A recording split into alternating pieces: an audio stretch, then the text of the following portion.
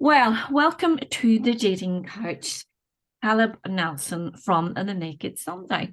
Um, I haven't done any podcasts now for a few weeks. Melinda sacked me off because I was busy doing other things. So I'm actually doing one, and I'm doing one without her now. And I'm really happy to have Caleb on. He had me on his podcast some weeks ago, and I'm really excited because this young, very handsome, as I keep telling him, you think I'm some old cougar, gentleman Wow. is very interesting, and I'm excited to hear what he does and how it relates to the over 50s and especially singles demographic. So, Caleb, if you wouldn't mind going ahead and telling us a little bit about you and what you do. And obviously, we'll want to get into the naked bit a little bit more and what this relates to and how this can help us older people who actually are not possibly comfortable in our wrinklies at this stage in life. Well, first and foremost, thank you for having me on the show. I love you. So shucks, we get to sit around and hang out and talk to each other. Man, tough life. Um, Only thing is I'm that short is a glass of wine, really. I love your expressions too. They're phenomenal. Um, who am I? What do I do? Well, I guess I'll start it this way. Like for me, I hate wasted potential. There's something about like when I see people like lose faith in themselves and lose and give up on their dreams, that breaks my little heart. My big heart, but my little heart for right now. Oh, And I think it all comes down to just confidence. And in many ways in this life, it's the confidence that encourages us, it empowers us to take steps in any direction, whether it's building a business, losing some weight, going out on a date, whatever it is, that internal, like, I'm good on me either way, and I believe in myself is, I think that's paramount to our success, at least presetting ourselves for success when we enter any arena, whether it is going on that first date, putting ourselves back out there and reclaiming that sense of self. Um, so yeah, and people call me a coach, performance, life, health, business. I talk a little bit about everything because no one person is, in my mind, you're not just like this one category. You have all these different wants and needs and aspirations, and that's part of the texture that makes people beautiful. So what I guess we'll talk about, helping people at 50 plus or an older demographic. To me, I love sitting around the conversation of like, what's the purpose of this life? What is the meaning of your life? What would well, you that Yeah. brings me to a question I have that might lead into what Oh, is take it the away. Yeah. nexus of happiness and how The does that relate to the over 50s? That might lead into the topic a bit more. Beautiful. The Nexus of Happiness. Yeah. So this was something I came up with a few years ago randomly. I was sitting, it might have been a naked Sunday of all days, where I was sitting by myself and I was like, what makes a day good for me? And I went down the list. It always came down to three basic things: taking care of myself. So self-care, whether it was working out, journaling, meditating, what have you. It was doing something of service, taking care of somebody. It could have been a coaching session with somebody or a random act of kindness while I'm standing in line at the store or whatever. And it always closing out with spending time with a loved one. So a quality connection for me might be having dinner with my friends or having a date night with my wife or just going for a walk with my wife at the end of the day. And as I zoomed out, I was like, well, how do we, those are the three components where we're thinking about ourself. How do we maintain and manage our health? How do we do work that is aligned with ourselves, with what we believe our purpose is, that lights our world on fire, that inspires us, that also compensates us and values us appropriately? And also the relationships, friends, family, acquaintances, what have you. How do we interface with, how do we put up boundaries, and how do we structure those things in a way that is in alignment with us? And when you can find that harmonious balance within all of those things, and you can have essentially your own personalized system around that, I find people are happier, and happier people tend to make better decisions. People who make better decisions become more successful. So Yeah, that's irrespective of anything. That's like a good sort of theory to work on, or a good calculation to have in your life. If I'm happy, things but again, you within that there, you and you were talking about like thinking about these things and journaling and doing this stuff. I am of the boomer generation, and you're, I'm going to guess, a millennial in a way, I think, anyway. Apparently I'm a geriatric millennial. I think that I love that term. I think it's hilarious. So you're more attuned with the older, mind as such. It's, I say this to my coach all the time, Belinda, and she's 10 years younger than me, and she's really into, this. She'll talk about journaling, she'll talk about meditation, she'll talk about doing all these things. And I call it cut the woo-woo crap out and tell us what to do. We're boomers. We weren't brought up with that. We struggle to relate to it. So then we won't do it unless you give it to us in plain terms. Like, sit down with a notebook when you're having a cup of tea this morning and write 3 things that are fabulous about yourself down. That I can relate to. So if you kind of break these things down into how people of my generation can relate to it and actually put it into practice, then I think it would be great, because there's a lot that I listen to and hear, and a lot I know because of that I'm dealing with these people all the time, and they don't step into the woo-woo because they don't understand it, they don't get it. That makes sense. And as somebody who struggled with that myself, I completely respect the hesitancy, because it's not until very recent that I think some of this stuff has become perhaps more common. And I'm probably like the first generation that's like, cool, I guess we can talk about feelings. But I think what you bring to, no matter what generation it is, I think the practicality is important. So for me, I like to help make it contextually appropriate. So for somebody, it might be like, people get caught up like, it has to be this woo-woo thing, and I got to be, zen in my Zen garden, and like peace of mind or spirituality, or however somebody wants to use the words. Your meditation might be, I go for a 15-minute walk, just because that's what works for me. It might be, I sit peacefully and look at the sunrise while I'm drinking my cup of coffee or your cup of tea in the morning if you're overseas and you're in your neck of the woods.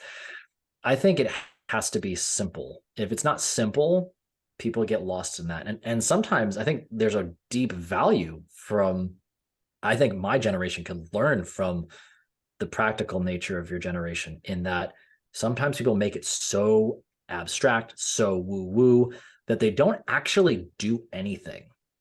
And sometimes the actual practice of, hey, just wake up at this time and write 3 things that you're grateful for, and then go about your day, that's the starting point. People get caught up in having it to be so out there. It doesn't need to be that. But for me, I think about managing your life like managing a business, which I think also resonates for that generation. Like, you have to put practical boundaries on how you do this. You have to build your own rules and your standard operating procedures. Like, this is how I go about my life. What I find is really difficult is that people have become experts in one spot in their life. Maybe they're great at making money. Maybe they're great at whatever. It doesn't matter. I'm going to use business as an example because most of my people own businesses. But they own a business, but they trash their personal life in the process because they didn't know how to integrate the two. They didn't know how to set up boundaries. They didn't know how to communicate their needs and their wants in a way that was meaningful. It doesn't need to be all rainbows and butterflies and hug it out, cry it out conversations. Sometimes it's just like, I need to talk better with my partner and just say, like, what do you need this week? Do you need me to just clean up the house? Sure. Oh, I can do that. And that, for some people, that's a profound gift.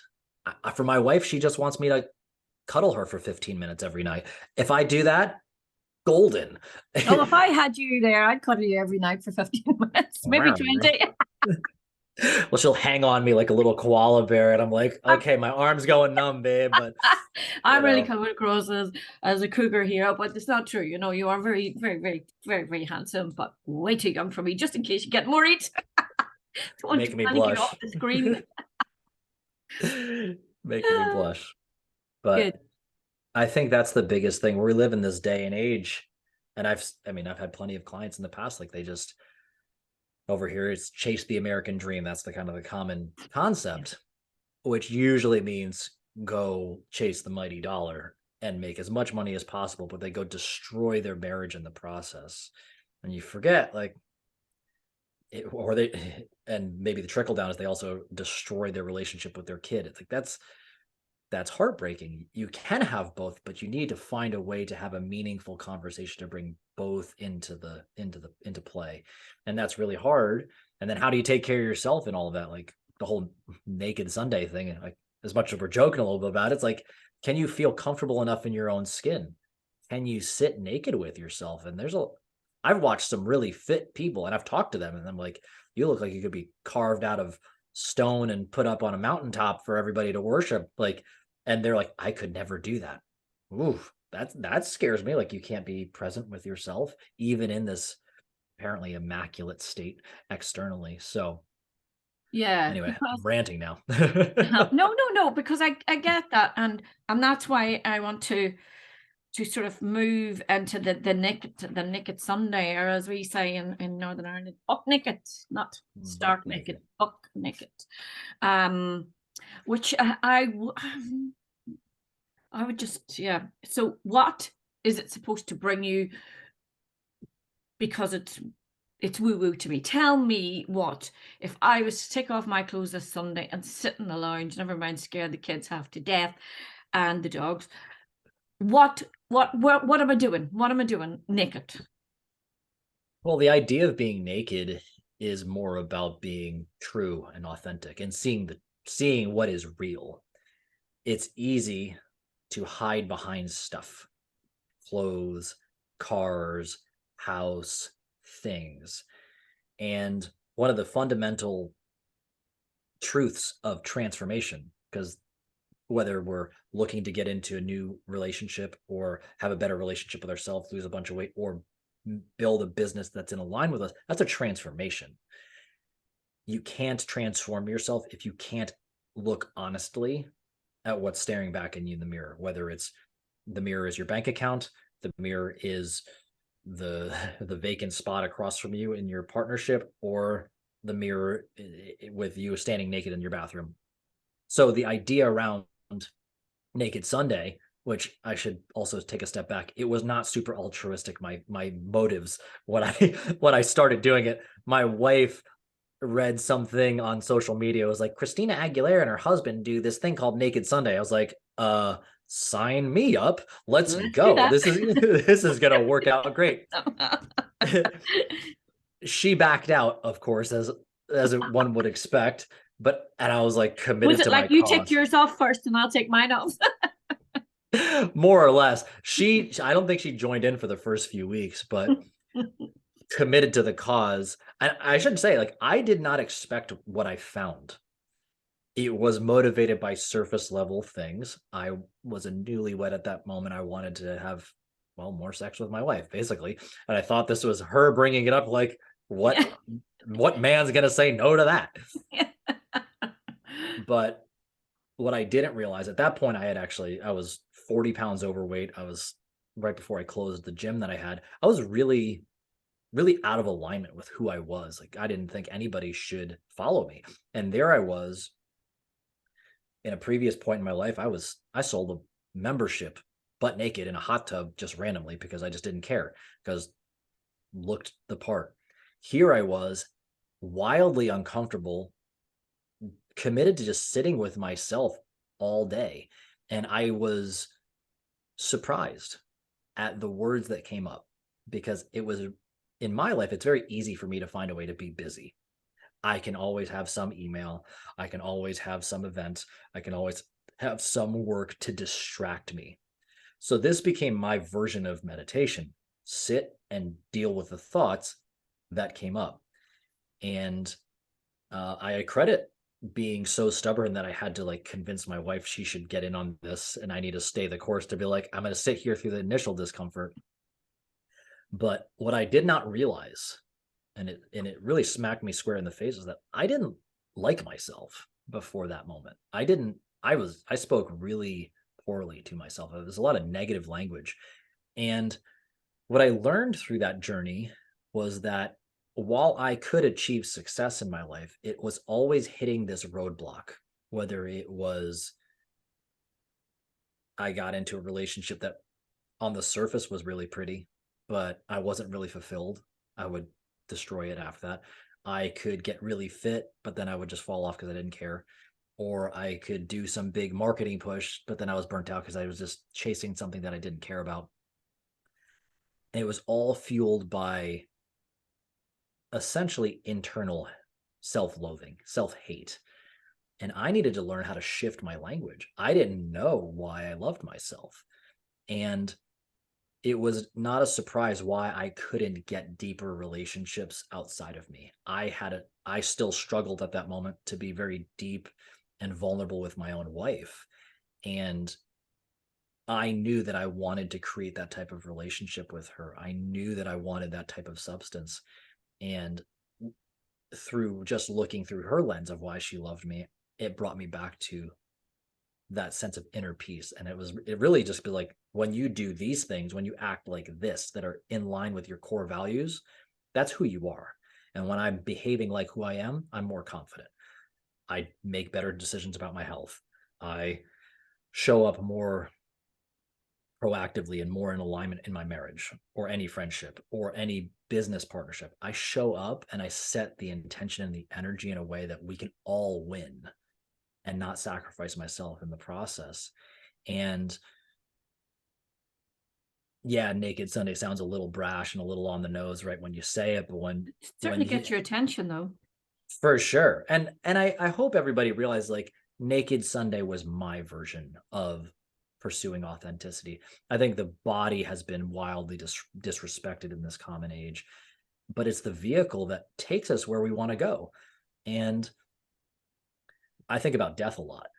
And I most of my peers are much peers, most of the people I spend my time with are much older than I am. So I've been very fortunate to hear about what they care about later in life. And it reminds me like the things that are going to matter, who's with you, can you do the things that you really want? Like pick your grandkids up. Can you go for a walk? Can you use the bathroom by yourself? Like little things that so many of us take for granted and we get lost in our everyday life. But for me, I think about that stuff and it reminds me that this, as they say, the body is a temple. We need to protect that. We need to nourish that. We need to empower that, not just the outside, not just the practical, but it's the conversation that we have on the inside, that when those two things match up, I mean, especially we're talking about dating here. Like I know this is a platform for that. Like when you truly show up as the best version of yourself and you're taking care of your body, it's not one or the other. It's the two of them at the same time. I've found the relationships I need, whether it's my marriage or like my wife showed up out of nowhere. Like it's seemingly not I know, but I had changed how I showed up in the world. My friendships that showed up, the business people that show up. When I go back to being honest and being real, I've always found that the relationships I wanted and my ability to serve in those places has always been much better. So I think I've talked in a few different circles there, but that's so just go sit naked on a Sunday. yeah, I know. And it just, wow. So what's going around in my head that would be, like, never mind that, at our birthday sets, for us olders, midlife and later in life, is that, they're well worn now. They're, they're a bit crinkly and wrinkly, as we say. And also what's in here is fairly set. And you're talking about having someone with you on this journey. You're talking about what people want older in life.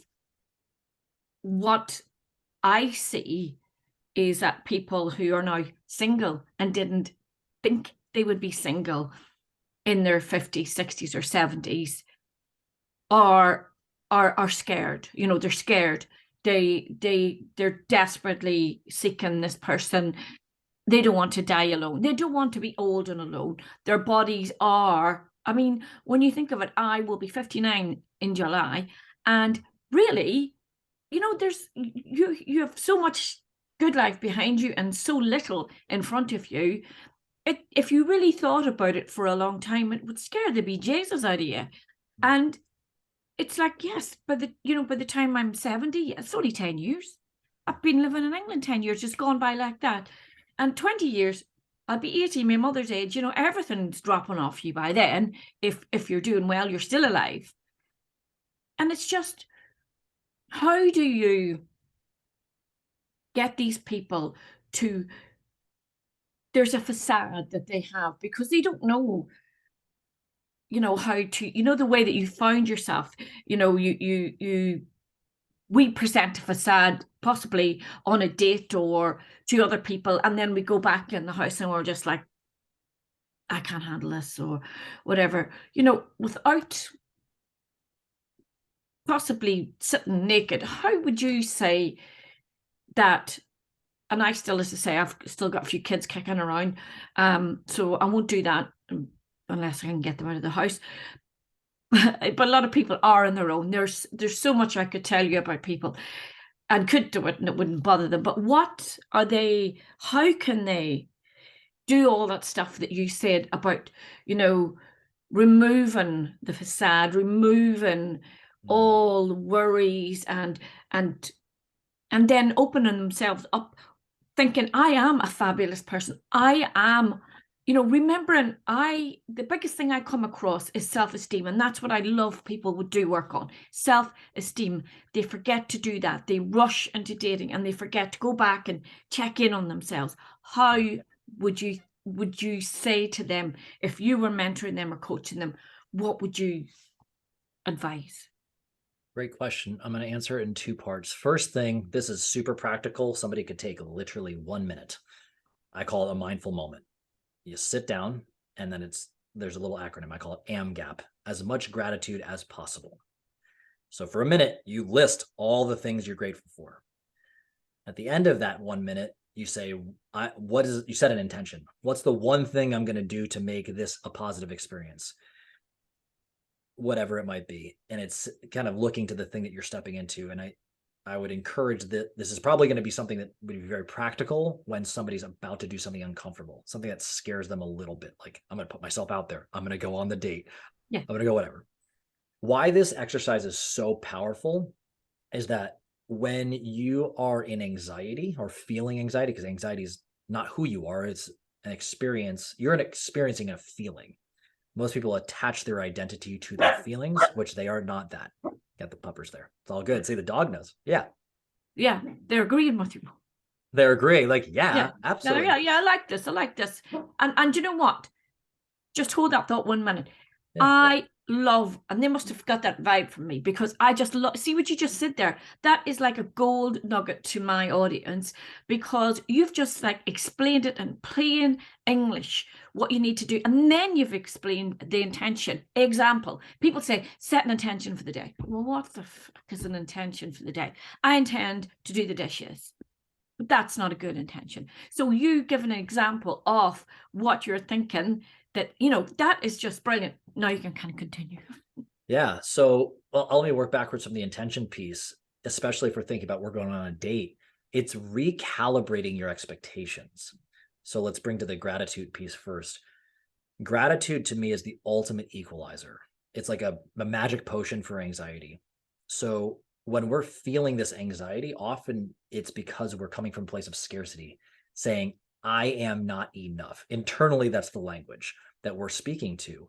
And when you operate from scarcity, you start to do desperate things. You start to do things that are about like making other people like want to like you, as opposed to, this is who I am and how I show up best, and this is how I serve best. One's more grounded and stable energy. And especially if somebody's at a point in life where they're looking for a real partner, somebody to share their life with, go deeper, be a true companion. You want stability. I don't want to waste time with somebody who's going to be an energy suck for the rest of my life. I just don't. When you do gratitude, it shifts you from scarcity to abundance, because not only do you realize like, oh, I have something, because once it's more than one, it's like I have something, but not only do I have enough, I have something to give. And that ability to give without expectation of like, I'm going to pay this person a compliment, I'm going to ask them a meaningful question. Those are gives. Those are really generous things that are opening your heart a little bit. It's putting your ego aside. That invites warmth, that invites connection, that invites deep conversation, which is basically what you need to build any type of meaningful relationship. So that's where something like the intention might be like, I'm going to ask questions, and I'm going to practice speaking maybe 20% of the time. And I'm going to listen 80% instead, where I'm somebody who loves to talk, clearly.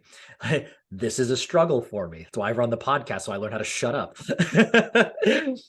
But those are skills that are being aware of ourselves. And it could be as simple as that. Or I'm going to go in and I'm going to be happy that I sat in one date. Maybe it's the first time they're going on a date in a long time.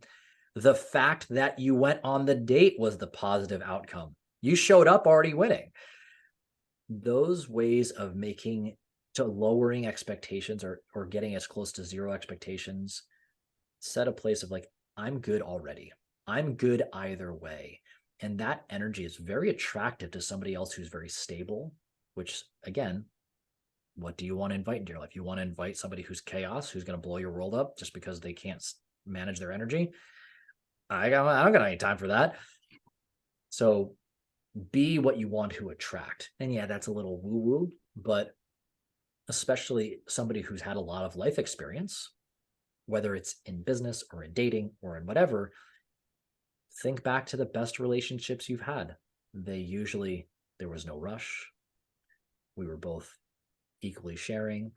There was curiosity. There was a stability. It's because it came from a place of, I'm good. I'm just enjoying your company. I've always found that makes for the best relationship, whether it's with yourself and losing weight, getting in shape, whatever that is, at work, with new clients, with new whatever, building new relationships, and not least of which, building intimate relationships with a significant other. And that's the holy grail, in my opinion. Like, if you can solve that, you can pretty much solve all the other ones. It's the hardest one, when you give out all of your heart to somebody. Well, you touched on a point that's a big issue with older people dating, and that's listening skills. And I'm not being sexist here when I say it's a man thing. And I don't know whether it's a nerve thing, whether some are nervous and but from the years now that I've been, a matchmaker, or introduction, a headhunter, whatever you want to call me, the biggest amount of feedback is, I went on a date with a guy and all he did was talk about himself. Didn't ask me anything about myself. And I think, and for instance, 3 weeks ago on Saturday, I went on a date because, got to be seen to be doing what I'm talking about. And I had dinner with a guy, and it was a few hours. And over those few hours, he never asked me one thing about me. Yikes. Talked about himself. And every so often I just said, oh, well, I have 3 kids, or I do this, or I do that. But he didn't ask me anything. Absolutely. What is it that people, is it, well, I know he wasn't nervous, and I know that a lot of people come to me, and it's just like, have you become so set in your ways that you can't? And lately it was a determination. This lady went on a date with a gentleman, and she went on the first date and it was okay. She said, yeah, he did talk a lot about himself, but she thought maybe it was nerves. So they went on the second date and the third date. And then she called me up and she said, no, I wasn't just imagining it. He just is not interested in me, but he wants a partner. And that seemed to be more the fact that he would actually find someone to listen to him was more important than finding someone to love him and in retrospect as well. So that is the biggest bugbear for older people in dating. I think it's one of the greater travesties in all of things in life, Really? because I mean, especially in the past few years, I float around the internet a lot. The bar for human decency is sadly really low. When I say this, I mean, like, I just ask somebody like, "Hey, how's it going?" and genuinely shut up and listen. People, it blows their mind. I'm like, okay, this is like magic sauce here. But I think that we as a society have not been given the tools, and most people are incredibly lonely. And the second we're given a platform to speak or to be heard, that's there. I will double down though, and I agree with you. Men tend to struggle with this whole thing called empathy, as in like listen and shut up. Like that's that's something we got to learn. That comes more naturally to women. I think women are in general are like born coaches. Listen, ask good questions, be curious. I Be think curious, want to know things about the person that could be, you know, find out about them. Do you like their values? Do you like the way they talk? Do you like their humor? But no, he just wanted to talk about himself all the time. So you just think, I see that as much as it doesn't sound like they're insecure, I see mm, it as insecurity. I see it as like I've built my entire life around my stuff and my things. mm, And another side of it is like, what a gift. Like, I know early and often if this dude's not capable of asking a good question, let's move on to the next one. Like, there's still, I mean, how many people on the planet? 8 billion. Like, there's oh, going to be people out there. But I think that part of it's just like an enabling piece too. Like, if you say, like, hey, you gonna ask me anything? Or you just like, eventually people run into a brick wall and they're like, huh, why am I lonely? Why am I sitting here naked and unhappy by myself when I have all the shit in the world? Like that's the that's kind of what it comes down to. That's eating my why the Sunday roast dinner. yeah. Yeah, it is like tell that dude like, here, go sit naked with yourself for a couple weeks in a row. When you're done with that, cool, come back, maybe we'll have a chat then. Don't spill Um the gravy, whatever you do.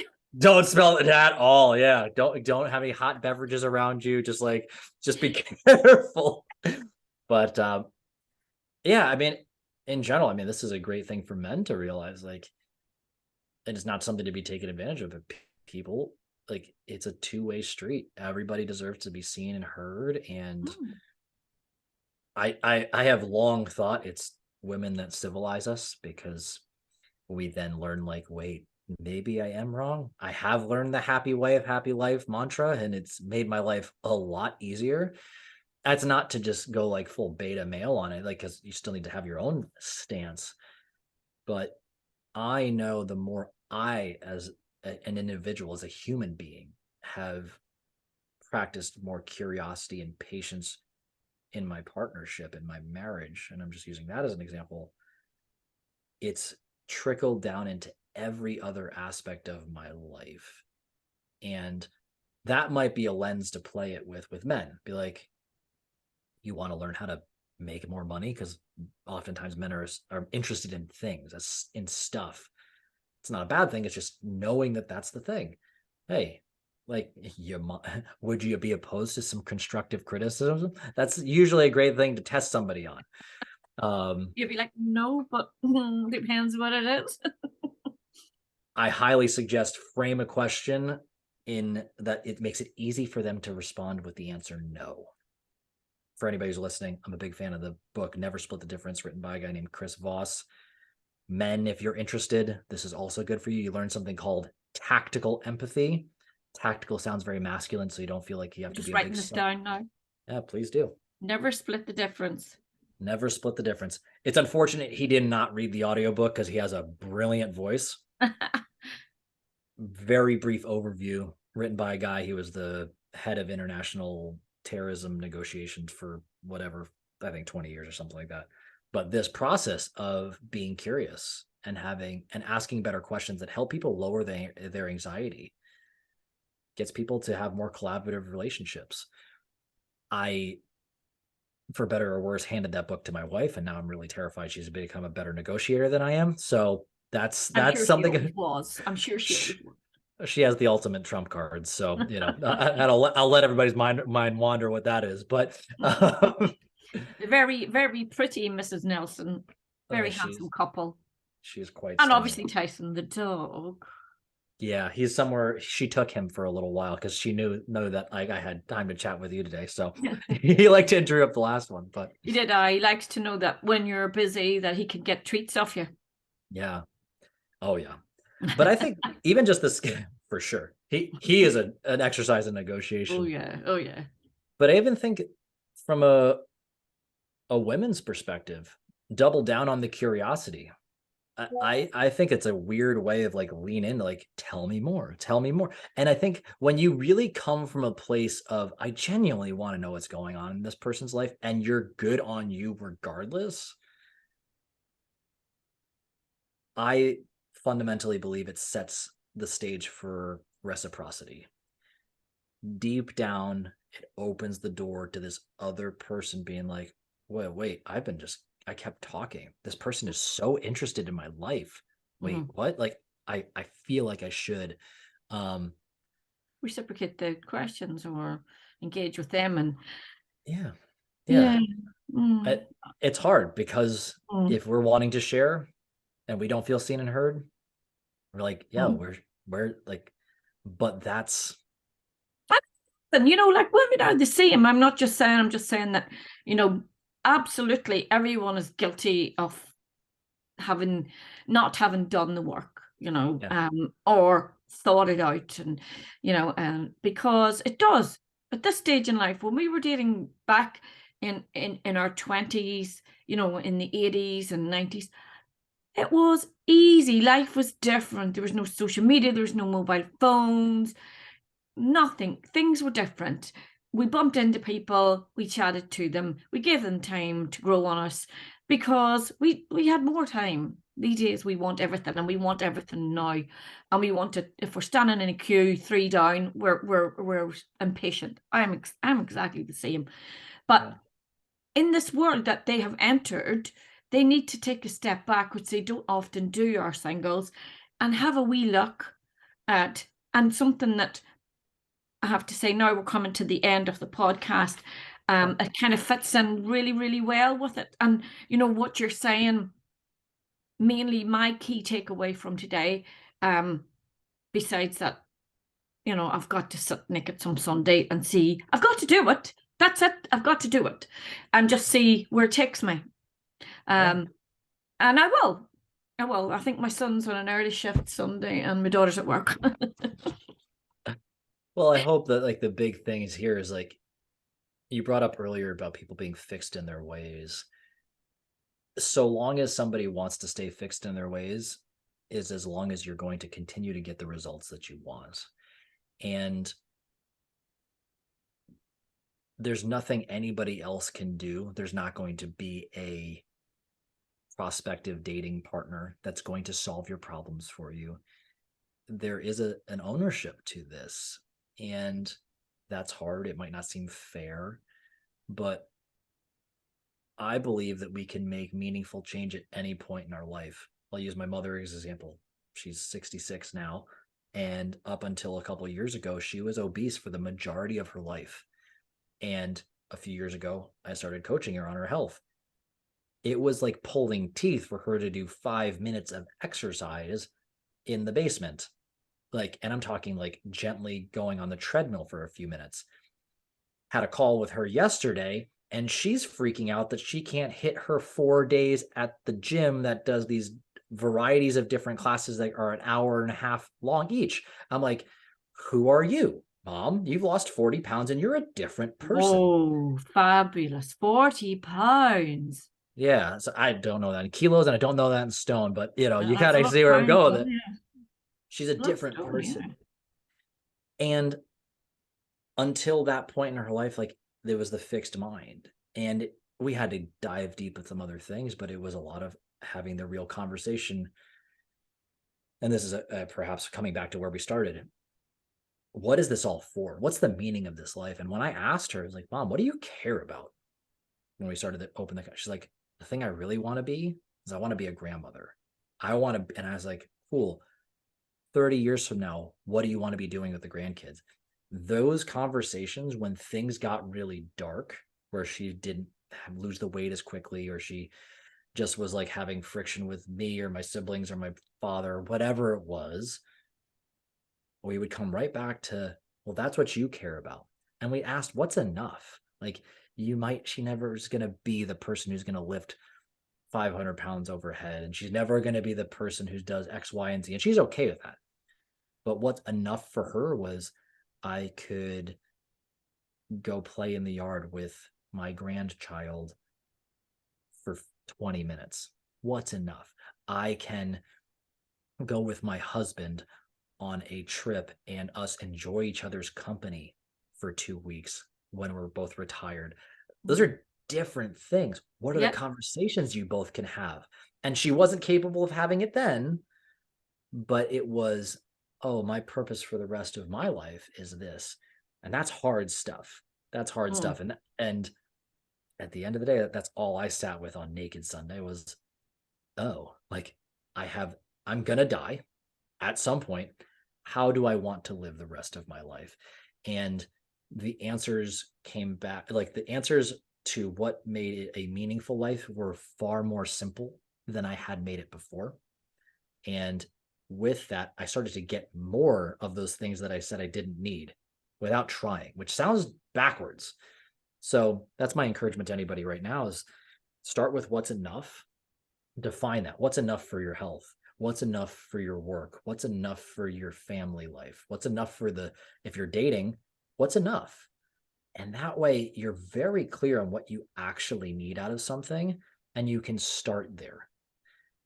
Most people are not even starting. No. And when you realize that your starting point is actually much closer to you than you thought it was, for you to start feeling like you can have a success again, maybe you've been divorced, maybe you've lost your partner, maybe you just have your confidence was just broken at the knees. This is a small way to take a small step to rebuilding your confidence and realize like, wow, I can do this. I didn't think I could before. And saying it right now, like it opens a door in your brain, or like, well, I could do this that I didn't think I could do before. What else can I do? So soapbox rant over. Absolutely. And I think that sums it, like up and in a nutshell for, for our demographic. It's self-care, something that they don't do, something I didn't do. And it's like connecting with yourself. And I know that sounds weird, but thinking about yourself, all your pluses, and checking in with your minuses, and working on those, learning from past mistakes. That's what they're there for. But it's all about that self-care, which you've been talking about, and taking time to bring that to your forefront of your mind. And once you connect and love yourself, then you're ready to go out and love somebody else. But if you don't do that, you don't think, people go on dates and they think, oh God, I wonder if this guy's going to like me, or this woman, I wonder if she's going to like me, and she'll want to see me for a second time. No, just think, wow, they are lucky, that I'm coming along to meet them today, because, I'm good at this, and I'm really good crack. I'm such a laugh, and I'm just the nicest person in the world, and I'll be really good for them. But no, they go in with this, they come out of maybe a divorce, and I was talking to a lady today, she's 65 and in her 50s. Her husband just said one day, a marriage is over, I'm leaving. So how your everything hits the floor. So I think that everything that you've said today would go such a long way towards getting these people ready. It's a key is getting yourself ready, not just thinking, oh, right, I'm sort of over that now, let me get on and find a new partner, because it's not going to happen. You're setting yourself up to fail. And that's the biggest thing that we get. And on that, I would like to invite you on the podcast, because you can't really say no, I love you. to write a little article or blog for us from the Naked Sunday about what you were talking about earlier, about taking that time to think about the things and setting an intention.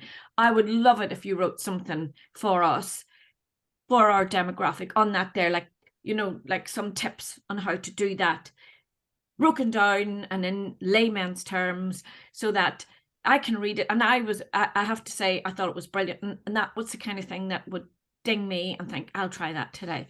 So I'd love it if you could do that for us. I mean, don't you threaten me with a good time. My God. Yeah. Absolutely. I would love to. That'd be wonderful. Well, it's at least 20 years since somebody said that to me. Hey. Threaten me with a good time. I'm chock full of them. So especially when you Yeah. said buck naked, I'm like, that's how I say it. How does somebody else say the other way? You got to say it more uniquely. It's more fun that way. So Oh yeah. Buck naked. That's the only way. You can't be stark naked. It doesn't have the same. doesn't kick as well. No, it's got to hit. Anyway, Caleb, I'm going to thank you very much, and we will put all your details in the podcast. And I can't wait to have you on again for the crack. And it's been brilliant and very relevant for our audience. Thank you. Thank you so much. Appreciate you.